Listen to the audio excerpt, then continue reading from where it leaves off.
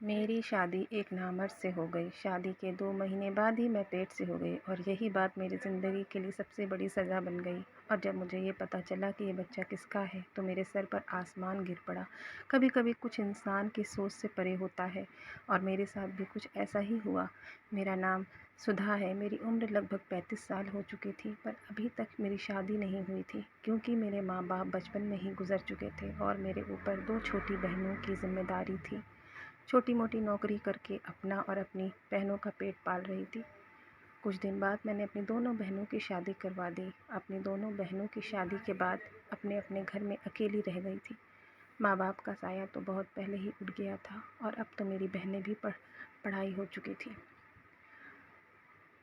अकेलेपन की वजह से अब मुझे भी किसी के साथ की ज़रूरत थी। मुझे अपनी ज़िंदगी में ऐसे साथी की ज़रूरत महसूस होती जा रही थी जो मेरी तन्हाई को दूर करके मेरी ज़िंदगी को खुशियों से भर दे। पर मेरे घर में कोई था ही नहीं और मेरी ज़्यादा उम्र होने की वजह से मेरे लिए कोई रिश्ते भी नहीं आते। मेरे दिन कुछ यूँ ही गुज़र रहे थे। एक दिन कुछ यूँ हुआ कि एक दिन मैं बाज़ार गई थी और वहाँ मेरी बहुत पुरानी सहेली मिल गई। हम दोनों एक दूसरे के से बहुत दिनों बाद मिले थे। उसकी शादी हो चुकी थी और उसके बच्चे भी हो गए थे और उसने अचानक मेरी शादी के बारे में पूछा तो मैंने उससे सब कुछ बता दिया। बातों ही बातों में उसने मुझे बताया कि मैं उसका एक भाई है जिसकी उम्र लगभग 40 साल के करीब हो गई है। उसकी शादी नहीं हुई थी पर उसकी पत्नी इसलिए उसे छोड़कर चली गई क्योंकि उसका भाई अपनी पत्नी को औलाद नहीं की खुशी नहीं दे सकता था। मेरी सहेली के घर में पैसे रुपए की कोई कमी नहीं थी, बस एक कमी थी तो उसके भाई में वो औलाद पैदा नहीं कर सकता था। अभी वो मुझसे यही बातें कर रही थी कि मेरे मुंह से अचानक निकल गया, तुम अपने भाई की शादी मुझसे करवा दो और मैं तुमसे वादा करती हूँ कि कभी भी मैं तुम्हारे भाई को छोड़कर नहीं जाऊँगी और ना ही उन्हें किसी बात के ताने मारूँगी। मेरी बातें सुनकर मेरी दोस्त हैरान हो गई। उसने कहा, इतनी बड़ी सच्चाई जानते हुए भी कि मेरा भाई कभी बाप नहीं बन सकता, तुम भी अब तब भी तुम मुझसे शादी करने की तैयारी हो। उससे उसने उससे कहा कि इस तरह के लिए जीने से अच्छा है कि मैं तुम्हारे भाई का सहारा बन जाऊं और वह मेरे सहारा बने। आखिर में कब तक मैं अकेली रहूँगी और हाल तो ऐसा है कि अगर मैं मर जाऊँ तो किसी को कानो कान तक खबर नहीं होगी। मेरी सहेली मेरा ये फ़ैसला सुनकर तो बहुत खुश हुई क्योंकि उसके घर में किसी औरत की ज़रूरत थी। उसकी माँ बहुत पहले ही गुज़र चुकी थी। उसका भाई अपने बूढ़े बाप के साथ रहता था। उसने कहा, ठीक है, मैं ये बात अपने भाई से पूछ कर बताऊँगी। वैसे तुम्हें शादी को पक्का ही समझो क्योंकि मेरे भाई को तुम्हारे ही जैसे किसी साथी की ज़रूरत है। 1 से 2 दिन गुज़र जाने के बाद मेरी सहेली मेरे घर आई और बहुत खुश थी। उसने कहा, भैया शादी के लिए तैयार है, पर उनकी एक शर्त है। मैंने घबरा कर पूछा कि क्या शर्त है? उसने कहा, बस यही कि उसका भाई यही चाहता है कि दुनिया को उसके नामर्द होने की बात कभी पता न चले। मैंने कहा, बस इतनी सी बात? तुम और तुम्हारे भाई इस बात के लिए बेफ़िक्र रहो। मैं भला क्यों दुनिया को बताने जाऊँगी कि मेरा पति नामर्द है। अगले कुछ दिनों में मेरी और सुधीर की शादी बड़े धूमधाम से हुई। लोग तो यह देखकर हैरान थे कि मैं अकेली लड़की को कैसे इतना अच्छा रिश्ता मिल गया। मैंने ये बात अपनी बहनों को भी नहीं बताई कि मेरा पति नामर्द है। मेरा पति का ये राज मेरे सीने में दफन होकर रह गया। मैं दुल्हन बनकर सुधीर के घर गई तो ये देखकर हैरान थे कि सुधीर का घर तो एक आलीशान बंगला था। मैं अपनी शादी से बहुत खुश थी कि मैं तो सपने में भी नहीं सोची थी कि अब इतने अच्छे घर से मेरी शादी होगी। मेरा कमरा बहुत अच्छे से सजाया गया था। सुहाग की सेज पर बैठी हुई मैं अपने पति सुधीर का इंतज़ार कर रही थी। जब सुधीर कमरे में आए तो उनके अंदर एक झिझक थी। शायद वो अपने अंदर की उस कमी को लेकर परेशान थे, पर मैं एक मैच्योर औरत थी, इसलिए मैंने ही पहल की और उनके हाथ पकड़कर उन्हें यकीन दिलाया कि ये बात कभी भी हमारे कमरे से बाहर नहीं जाएगी और ना ही मैं आपको इस बात के लिए कभी कुछ कहूँगी। मेरे इतना कुछ कहने और समझाने के बाद सुधीर का चेहरा खिल उठा। उन्होंने मेरा हाथ चूमते हुए मेरे हाथों में तोहफे के रूप में अंगूठी पहनाई और कहने लगे कि तुम्हें देखकर लगता है कि अब मेरी ज़िंदगी में मुझे सब कुछ मिल गया है। मुझे भी कुछ ऐसा ही लग रहा था। कि मैं अपनी ज़िंदगी में बहुत खुश हूँ, मगर मुझे क्या पता था कि आने वाला वक्त मेरे लिए मेरी ज़िंदगी की आजमाइश साबित होगा। और मैं और सुधीर अपनी ज़िंदगी में बहुत खुश थे। सुधीर ने मुझे इतना प्यार दिया कि मैं उनके साथ बहुत खुश थी। सुधीर ने मुझे अपनी पहली पत्नी के बारे में सब कुछ बताया। उन्होंने बताया कि जब काफ़ी दिनों तक उन्हें बच्चा पैदा नहीं हुआ तो डॉक्टर को दिखाया गया। डॉक्टर ने सुधीर में बहुत सी कमियां बताई, और जब यह बात सुधीर की पहली पत्नी को पता चली तो वो कभी बाप नहीं बन सकते, तो वो उन्हें छोड़कर चली गई। सुधीर ने बताया कि दूसरी शादी के बारे में उन्होंने इसलिए नहीं सोचा कि दूसरी पत्नी भी अगर मुझे छोड़कर चली जाएगी तो मुझे यह सदमा बर्दाश्त नहीं होगा। लेकिन मैंने सब कुछ जानते हुए इनसे शादी की ख्वाहिश का इजहार किया था, इसलिए उन्होंने मुझसे शादी की। मेरे दिल में भी बच्चे की तमन्ना थी, पर मुझे ये बात अच्छी तरीके से पता थी कि मेरे पति मुझे औलाद नहीं दे सकता, इसलिए मैंने औलाद की ख्वाहिश को अंदर ही अंदर मार दिया था और सुधीर को यकीन दिलाया कि मैं आपसे कभी बच्चे की ख्वाहिश नहीं करूँगी। हर गुज़रते दिन के साथ मैं सुधीर के घर में अपनी जगह बनाती जा रही थी। मैं सुधीर और उनके पिता की खूब सेवा करती। शाम के वक्त हम सब एक साथ बैठकर चाय पीते। सुधीर को ऑफिस से आने में लेट हो जाता, इसलिए मुझे बोरियत महसूस होती, तो मैं अपने ससुर जी से बातें करती। इनका भी दिल बहल जाता और मेरा वक्त गुजर जाता। मेरी शादी को 2 से 3 महीने गुजर चुके थे, पर कुछ दिनों से मुझे महसूस हो रहा था कि मेरी तबीयत कुछ ठीक नहीं है। एक दिन हम सब खाने के टेबल पर बैठे हुए थे, तभी अचानक मुझे चक्कर सा आया और मैं गिरते गिरते बची।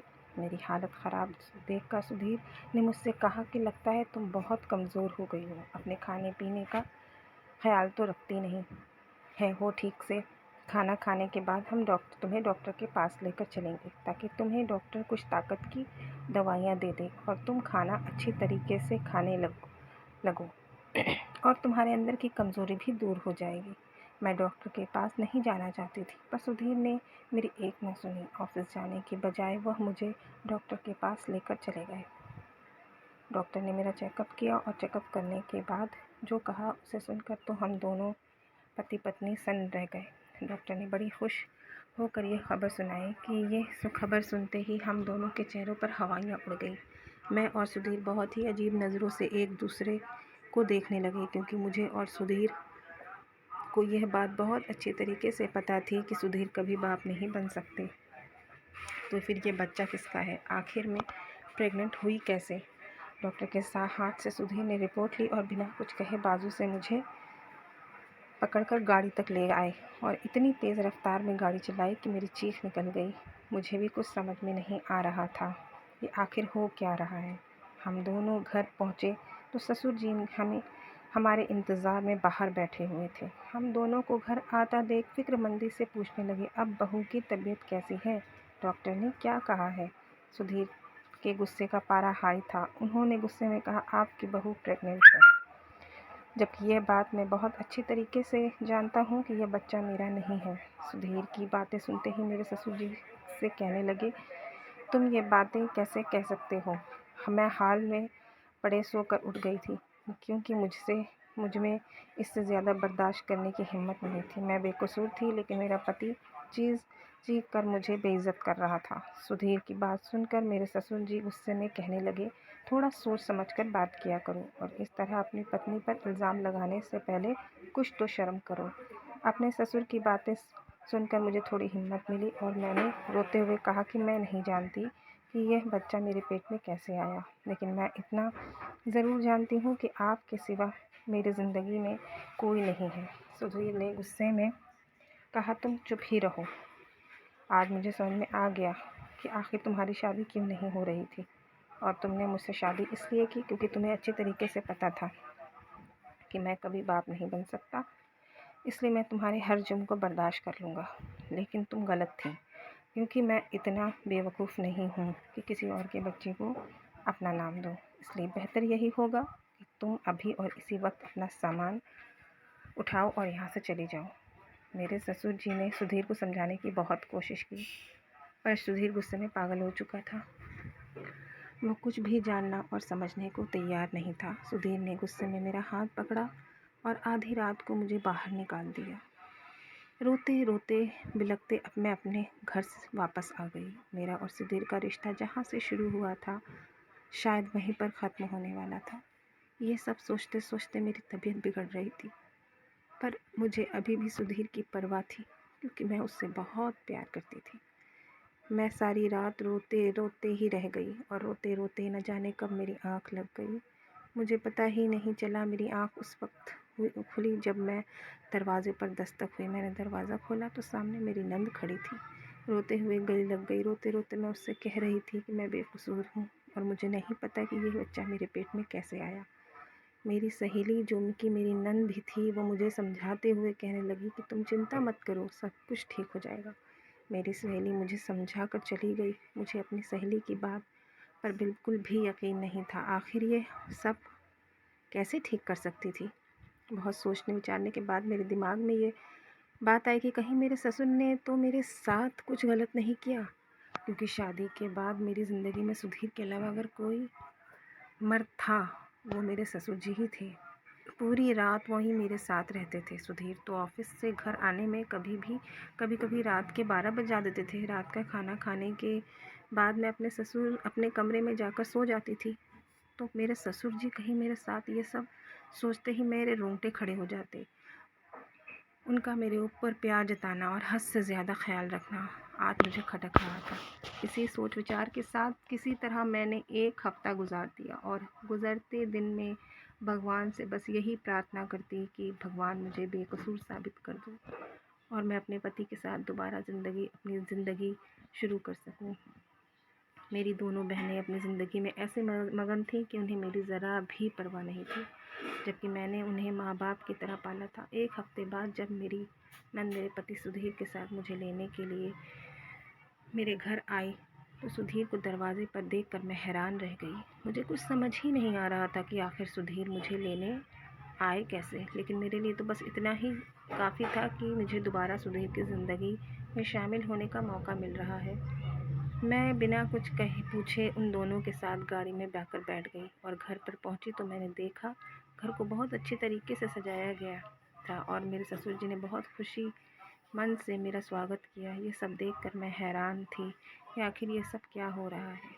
मेरी सहेली ने बड़े प्यार से मुझे गले लगाया और मुझसे कहने लगी कि तुम्हारा बहुत बहुत शुक्रिया कि तुमने मुझे बुआ बनने का मौका दिया। मैंने हैरत से नज़र सुधीर पर डाली तो सुधीर शर्मिंदगी से नज़रें झुकाए खड़े थे। मेरी सहेली यानी कि मेरी नंद सारा सच मुझे बताने लगी। उसने बताया कि पापा को तुम्हारे ऊपर विश्वास था कि तुम एक अच्छी लड़की हो, तुम कभी भी कोई गलत काम नहीं कर सकती। यह सब जानने समझने के बाद भैया फिर दोबारा उस लेडी डॉक्टर के पास गए जिसने पहले कभी उन्हें बताया था कि वे कभी बाप नहीं बन सकते। उस डॉक्टर ने भैया को देखते ही पहचान लिया, पर जब भैया ने उन्हें बताया कि मेरी दूसरी पत्नी प्रेग्नेंट है तो लेडी डॉक्टर ने भाई को ऐसे सच बताया जिसे सुनकर सर पर आसमान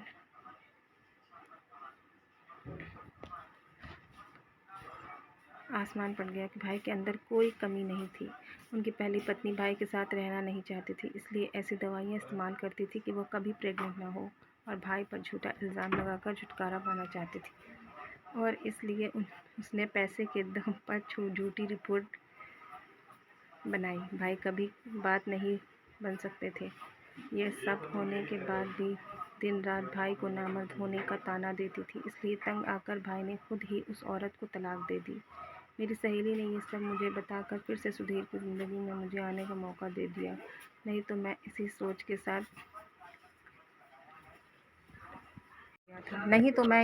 के साथ खुदकरी जी रही थी कि आखिर ये बच्चा किसका है। मैं तो अपने ससुर पर ही शक करने लगी थी। सुधीर मुझसे अपने किए की माफ़ी मांगने लगे, लेकिन मुझे उनसे कोई शिकायत नहीं थी, क्योंकि उनकी जगह कोई और भी होता तो वो भी शायद ऐसी ही हरकत करता। मेरे घर आने की खुशी में मैंने और सुधीर ने मिलकर केक काटा था और मेरे ससुर और मेरी सहेली ने हमारे अपने होने का फ़र्ज़ निभाया था। मेरे ससुर ने मेरे सर पर हाथ रखा और मुझे बहुत सारी दुआएं दी थी। फिर मैं दिल ही दिल में शर्मिंदगी महसूस कर रही थी कि कुछ लम्हों के लिए ही सही मैंने अपने ससुर के ऊपर शक किया। हमारे रिश्ते कितने नाजुक होते हैं, जिन्हें बहुत प्यार से संभाल कर रखना पड़ता है। कभी कभी इंसान की मामूली सी गलती से हमारे रिश्ते शीशे की तरह टूट कर बिखर जाते हैं। दोस्तों, उम्मीद करती हूँ कि आपको हमारी कहानी पसंद आई होगी। कहानी पसंद आई हो तो वीडियो को लाइक करें, चैनल पर नए हैं तो चैनल को प्लीज़ सब्सक्राइब करें।